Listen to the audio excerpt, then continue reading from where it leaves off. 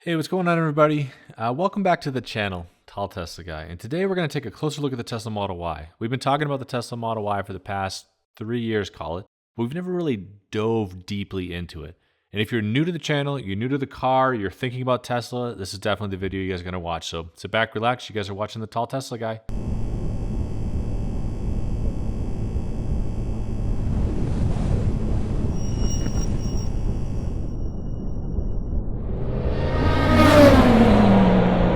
So the Tesla Model Y is actually the latest addition in the Tesla lineup. Now, latest by meaning a couple of years. It's been around for a couple of years, but it is the newest car that Tesla has. Until they come out with the Cybertruck, the Tesla Model 2, the Tesla Model Y is going to be the newest one. It's going to be the newest one that you have the opportunity to jump into and drive.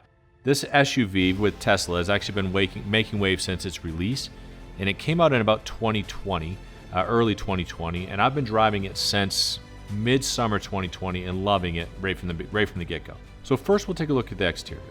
The Model Y has a sleek, modern design that sets it apart from other SUVs on the market. It becomes one of those things you either love or you hate. If you hate the design, you hate the roof, you hate the sloping car, then you're probably not going to like it no matter what I say about the interior, the styling, the fun to drive, any of that sort of stuff. If you're on the fence, once you get in and once you start driving it, you're going to love it anyway. But either way, it definitely stands out from other SUVs in the market. The front of the car is actually pretty similar to the Model 3, and in general, it shares about 70% of the same parts as the Model 3 from the beginning. It has a minimalistic grille with kind of real sharp lines on it.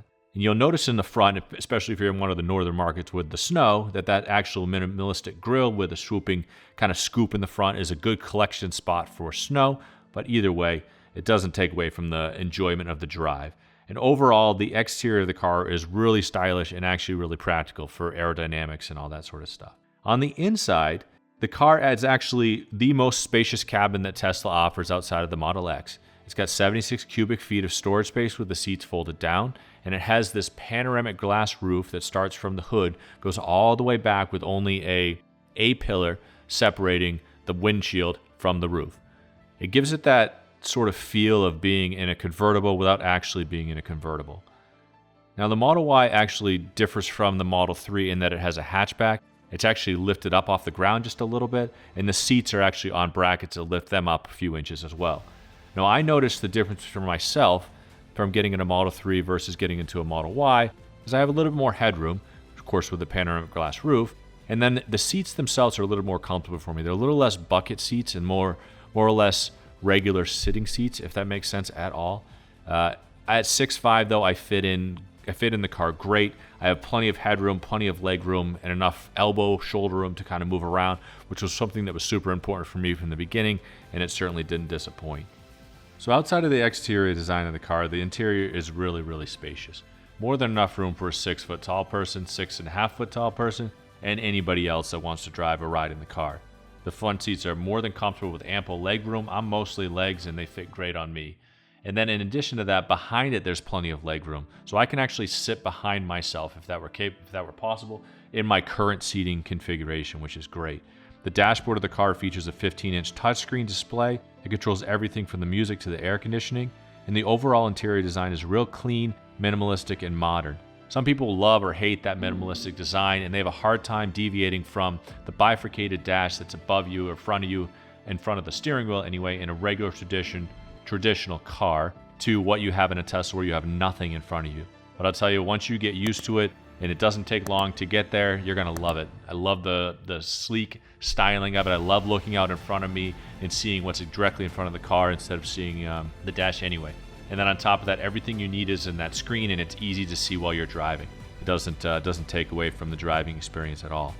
Now, outside of all of that stuff, outside of the styling, like I said, you either love it or hate it, but if you get past it and you do end up loving it, it's the drive experience that you're going to love more than anything. The Model Y offers an impressive acceleration with a 0 to 60 time of just 4.8 seconds. It's also extremely quiet with dual motors, front and back, assuming you've got the long-range version, and it is whisper quiet to a stop if you use regen braking, and then on top of that, the acceleration is just bananas.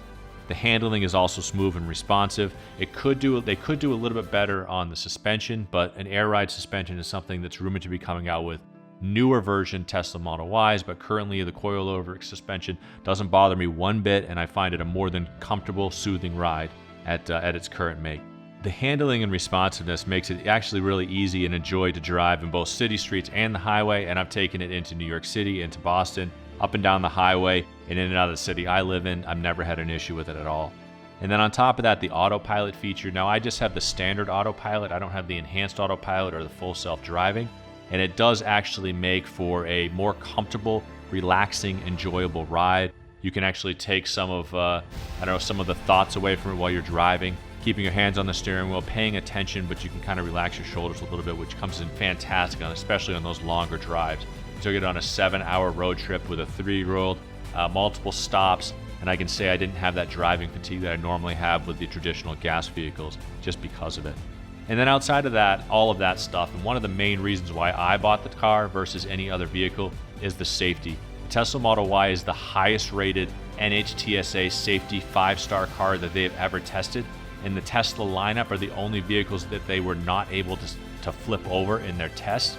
Not only are they are safe for a front-end collision, rear-end collision, side impact collision, the rollover test, the car itself can actually withstand 5 times the weight of the vehicle if it were to flip over upside down. Now, we already talked about how hard it is to do it anyway, but if somehow you can get it flipped over upside down, the frame of the vehicle can hold 5 times the weight. Now, that's including the battery. So you are one of those things that you can kind of drive around with a comfort in knowing that you're driving something that's safe. It was super important for me with my family in the car, especially my 3-year-old, my wife. A lot of times we're towing around our dog as well. So a couple of the things that the NHTSA, the National Highway Transportation Safety Administration, grabbed onto that added to, in addition to make, a reason why Tesla Model Y is safe, or one of the safest vehicles. Really low center of gravity. The entire weight of the vehicle is basically in the battery, which runs in between the wheels, the wheel wells in the car. So you have, it really hugs the road when you're driving. You have automatic emergency braking, lane departure warning, adaptive cruise control, and it's also built with a steel reinforced frame that has 8 airbags in addition to everything else that it has. In fact, with the Giga Austin, the Giga Press that they have down in Texas, they're actually able to produce the entire frame in a single piece, which is a huge thing for structural rigidity. In addition to that, they have a honeycomb battery structure that comes with the 4680 battery, which adds even more strength to the vehicle, makes it even stronger, makes it even safer. Just a couple of things that made me feel better about it, a couple of things that I got excited about it on top of that. And in general, the Tesla Model Y is a super impressive electric SUV, and it's an SUV that I love driving outside of what they tell you is great about it. It was an experience that you don't have with anything else anything else that you drive, and it's a thrilling, certainly a thrilling driving experience. So if you are in the market for a Tesla, if you're in the market for a new car, you're looking for an SUV, the Model Y is definitely not going to disappoint, and it's going to be something that you appreciate and you enjoy driving from beginning to end. I really appreciate you guys tuning in, checking up on the videos, watching the videos, and kind of staying up to date on them. And then, I hope you guys are having a fantastic day, week, month so far, and that in the end you guys are staying safe out there in whatever you are driving. Thanks a lot for watching, everybody. Have a great day.